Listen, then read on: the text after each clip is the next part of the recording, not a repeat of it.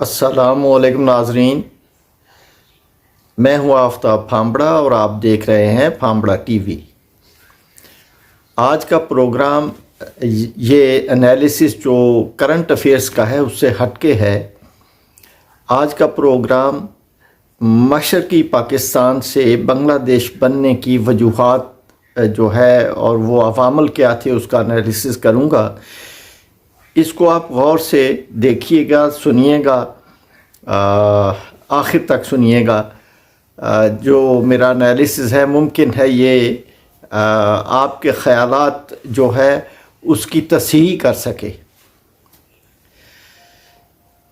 जो बांग्लादेश का बनना है, मशरकी पाकिस्तान से बांग्लादेश का बनना, वो कोई एक साल की बात नहीं है, ना एक इलेक्शन की बात है, बल्कि ये एक इसके पीछे एक पूरी स्टोरी है, एक पूरा पॉलिटिकल एजेंडा था या सियासतदानों की गलतियां थीं।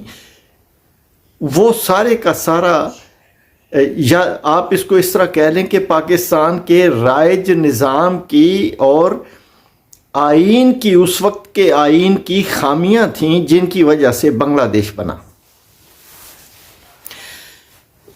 जब आप मुल्क की अक्सरियती जमात को दीवार के साथ लगाएंगे या पॉपुलर लीडरशिप जो है उसके ऊपर गद्दारी का इल्ज़ाम लगाएंगे, उसके ऊपर मुख्तलिफ मुल्कों के एजेंट होने का इल्ज़ाम लगाएंगे, तो फिर लामहला वो कौम जो उसके पीछे खड़ी है, जो उसका वोटर है और जो उसका सपोर्टर है, वो किसी भी इंतहा तक जाने के लिए उसके साथ तैयार हो जाएगा। और यही कुछ बांग्लादेश में हुआ। बांग्लादेश में सबसे पहली बात, ये मेरे एक पहले पुराने वीलॉग में भी मैंने कहा था, जो अयूब खान तक का जो पॉलिटिक्स थी 1947 से जो मैंने किया था, सियासतदानों का रोल पॉलिटिक्स के अंदर, उसके ऊपर बात की थी। ये उसी का तसलसल है। ये जो अयूब खान ने आइन दिया, ये बल्कि उससे भी पहले हम आ जाते हैं। ये उस वक्त की बात है जब बंगाल ने कौमी ज़ुबान, चूँकि वो अक्सरियत में थे, उन्होंने कहा कि बंगाली को कौमी ज़ुबान का दर्जा दिया जाए। यहाँ से वो तहरीक का आगाज़ हुआ और मौलवी ए.के. फजलुल हक, जिन्होंने करारदाद पाकिस्तान पेश की थी, ये उनकी पार्टी की तरफ से ये डिमांड थी, जो डिमांड फिर बहुत पॉपुलर डिमांड हो गई। और इसके ऊपर अवाम जो थे वो सारे के सारे उस जमात के साथ, मुस्लिम लीग की उस फैक्शन के साथ हो गए। अब फिर वो रुका नहीं और हुआ ये कि पाकिस्तान के अंदर सियासत के ऊपर जो कंट्रोल था वो इस पाकिस्तान का हिस्सा जो अब पाकिस्तान है, इसके पॉलिटिशियंस का कंट्रोल था। और बंगालियों के लिए इक़्तिदार में आना, वज़ीर आज़म बनना मुश्किल नहीं, बड़ा इंतहाई मुश्किल था। बंगालियों के एक वज़ीर आज़म हुसैन शहीद सोहरावर्दी आए और उनका भी टेन्योर जो था वो बहुत मुख्तसर था। और फिर उन्हें अपनी बाकी मानदा ज़िंदगी बैरूत के किसी होटल में गुजारना पड़ी और वहीं पे शायद वो फौत भी हुए। ये एक प्रोसेस था जिस प्रोसेस से ये पाकिस्तान गुज़रा। इसमें हमारा ये मौक़िफ़ तो नहीं है, ना मैं ये कहूँगा कि ये सियासतदानों का गलती थी या ये उस वक्त की जो फ़ौजी थे, जर्नैल थे, जनरल याह्या था, जर्नैल भी नहीं बल्कि जनरल याह्या खान था, ना मैं ये कहूँगा कि उनकी गलती थी। یہ جب ایوب خان نے آئین بنایا تو اس آئین میں دونوں ملک کے دونوں حصوں کو برابر پیرٹی دی گئی. یہ غلط تھا. دیکھیں جو اکثریت ہے ان کی زیادہ سیٹیں ہیں، اور جو جہاں پہ جن صوبوں میں کم آبادی ہے وہاں کی کم سیٹیں ہیں، اور اسی کے اوپر عمل ہونا چاہیے تھا. اور اگر یہ پروسیس ریگولرلی چلتا تو یہ ریفائن ہوتا.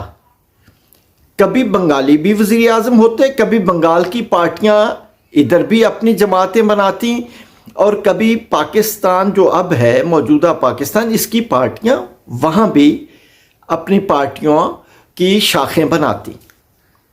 لیکن ایسا نہیں ہو سکا. اگر یہ کام ہو جاتا تو شاید پاکستان کو متحد رکھنے کے لیے ایک بہت بڑی ابتدا ہو جاتی، آغاز ہو جاتا. لیکن ایسا نہیں ہو سکا. ایوب خان کے اس مارشل لا کی وجہ سے، اور پھر انہوں نے جو آئین دیا اس آئین کی وجہ سے پاکستان کے دو لخت ہونے کی ابتدا ہوئی.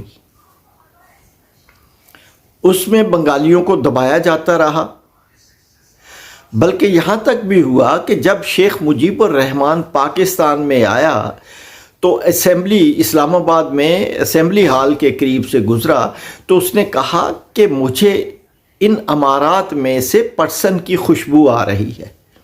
اس کا مطلب یہ تھا کہ پٹسن ہماری ایکسپورٹ آئٹم تھی، اور اس کے ذریعے زر مبادلہ ہمیں حاصل ہوتا تھا جو پاکستان کے وسائل میں اضافہ کرتا تھا.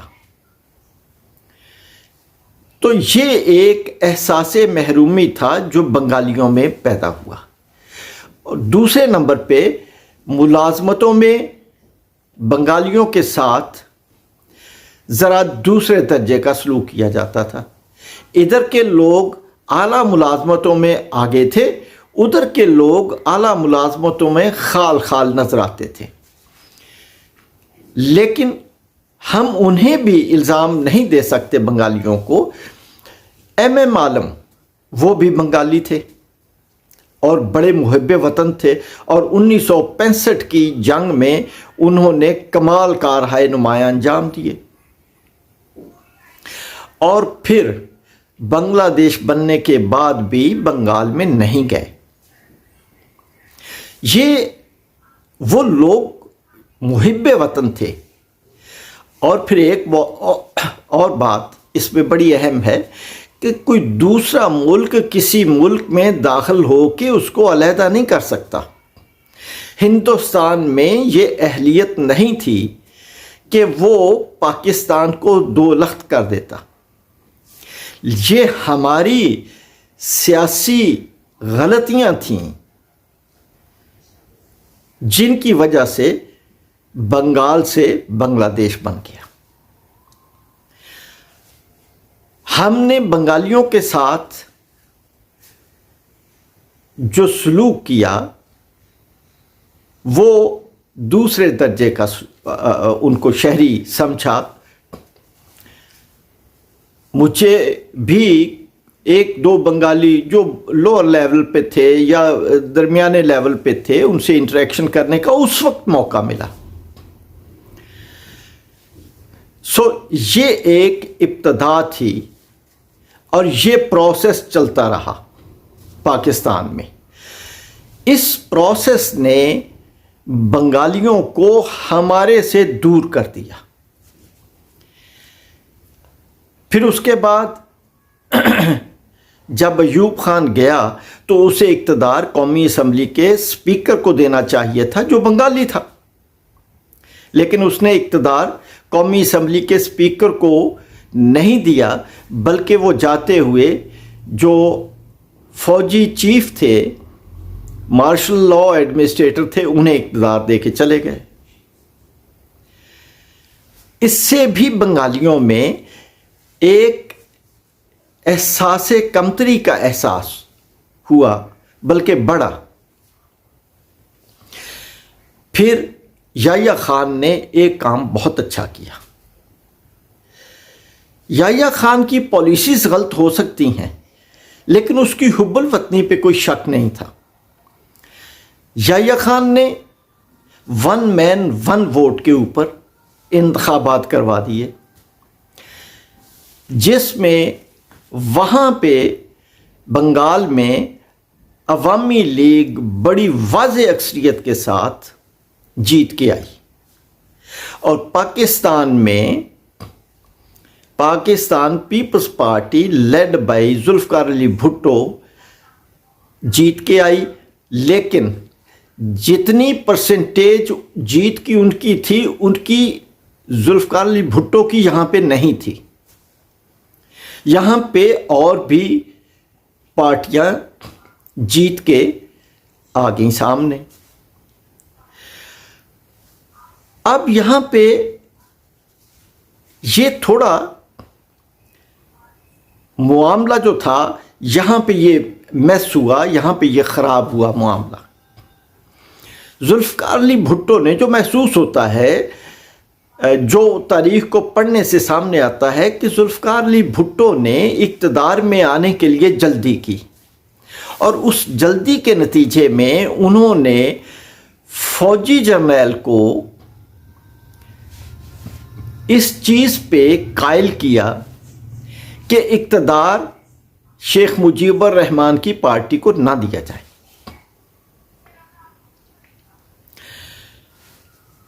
پھر جو جنرل یحییٰ خان تھا وہ حالات کا پراپر جائزہ بھی نہیں لے سکا۔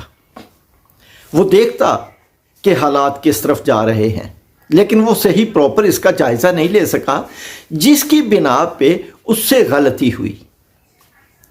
وہ کرپٹ نہیں تھا، کیونکہ اس کی کرپشن کا کوئی بعد میں ایسی چیز نہیں آئی سامنے۔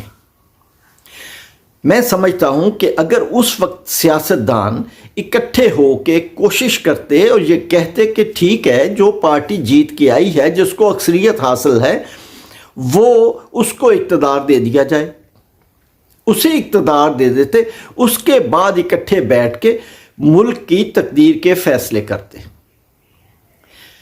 پھر ان کے زخم جو تھے، پہلے پرانے زخم جو تھے بنگالیوں کے، وہ بھر جاتے، اور وہ کہتے، وہ سمجھتے کہ ٹھیک ہے، اب ہمیں مکمل پاکستان کا اقتدار مل گیا، ہم نے پاکستان کے لیے کام کرنا ہے۔ دیکھیں، ملک جو ہے اس کو کوئی اٹھا کے لے کے جا نہیں سکتا، یہ نہیں ہو سکتا کہ کوئی آدمی اٹھا کے لے جائے۔ ملک کے ادارے لگاتار کام کر رہے ہوتے ہیں، اور وہ بڑے مضبوطی سے پاکستان کے لیے کام کر رہے ہوتے ہیں۔ سو اس لیے ایسا نہیں ہو سکتا تھا کہ شیخ مجیب الرحمان اس ملک کو اٹھا کے لے جاتا، بلکہ اس نے یہ کوشش کرنی تھی کہ اس کی پارٹی کی ادھر بھی شاخ جو بنی ہوئی تھی وہ مضبوط ہو، اور اس کی پارٹی پاپولر ہو جائے ادھر بھی، تاکہ اگلے الیکشن میں وہ یہاں سے بھی جیت کے آئے۔ تو لامحالہ اس نے پبلک ویلفیئر کے کام کرنے تھے، لیکن اس کو یہ موقع ہی نہیں دیا گیا۔ اس سے وہاں پہ احساس محرومی اور بڑھ گیا، اور جس کی بنا پہ ہندوستان کو وہاں مداخلت کرنے کا موقع مل گیا۔ اب ایک مثال آپ کو دیتا ہوں کہ 1965 میں بنگالی محب وطن تھے، احساس محرومی تھا، لیکن وہ اس حد تک نہیں انہوں نے سوچا تھا کہ اب ان کے ساتھ زیادتی ہوئی ہے، اور وہ محب وطن تھے۔ ہندوستان نے وہاں بھی حملہ کیا، ادھر بھی کیا، اور ہندوستان کو 1965 کی جنگ میں منہ کی کھانا پڑی۔ ہندوستان کو وہاں بھی شکست ہوئی اور یہاں بھی شکست ہوئی، حالانکہ ان دونوں حصوں میں 1000 میل کا فاصلہ ہے۔ سو اگر قوم متحد ہو تو مقابلہ کرنا مشکل نہیں ہوتا، لیکن اگر قوم متحد نہ ہو تو پھر مقابلہ کرنا بہت مشکل ہو جاتا ہے۔ اگر ہماری محب وطن افواج کو عوام کی سپورٹ نہ ملے تو پھر وہ فوج آگے بڑھ کے کام نہیں کر سکتی، جنگ نہیں کر سکتی۔ لیکن جب عوام کی سپورٹ ہوتی ہے، جیسے 1965 میں عوام نے سپورٹ کیا اور ہمارے ہر شعبے میں نے سپورٹ کیا، یعنی عوام، میں دیکھتا تھا کہ عوام سڑکوں پہ آ گئے۔ میں لاہور میں تھا اس وقت اور میں اسکول میں پڑھتا تھا، میں نے دیکھا کہ جب فوجی گاڑیاں جاتی تھی تو عوام نعرے لگاتے تھے، ان کے ساتھ جانے کے لیے تیار تھے جنگ پہ، اور انہیں مختلف تحائف، پھول اور پتہ نہیں کیا کیا ان کے اوپر نچھاور کرتے تھے۔ یہ جوش اور جذبہ تھا، اور یہ ادھر بھی تھا اور بنگلہ دیش میں، جو اب بنگلہ دیش ہے، وہاں بھی تھا۔ تو ہندوستان ہمارا بال بھیکا نہیں کر سکا، لیکن جب ہمارے سیاستدانوں نے کم عقلی کا مظاہرہ کیا تو پھر ہم وہ حصہ گنوا بیٹھے، جب ہم نے اپنی پاپولر لیڈرشپ جو تھی اسے اقتدار دینے سے انکار کیا تو اس کا نتیجہ پھر یہ نکلا کہ بنگال سے بنگلہ دیش بن گیا۔ آج بھی میں کہتا ہوں کہ پاکستان کی پاپولر لیڈرشپ عمران خان کی شکل میں موجود ہے، اور ہمیں آج بھی چاہیے کہ عوام کے مینڈیٹ کو تسلیم کریں اور پاکستان کے اندر فری اینڈ فیئر انتخابات کروا دیں، تاکہ کوئی بھی حکومت جو جیت کے آئے وہ آ کے حکومت بنائے۔ یہ ملکوں کی ترقی کے لیے اور ان کی سالمیت کے لیے انتہائی ضروری ہے۔ اس کے ساتھ ہی میں اجازت چاہوں گا۔ اللہ حافظ۔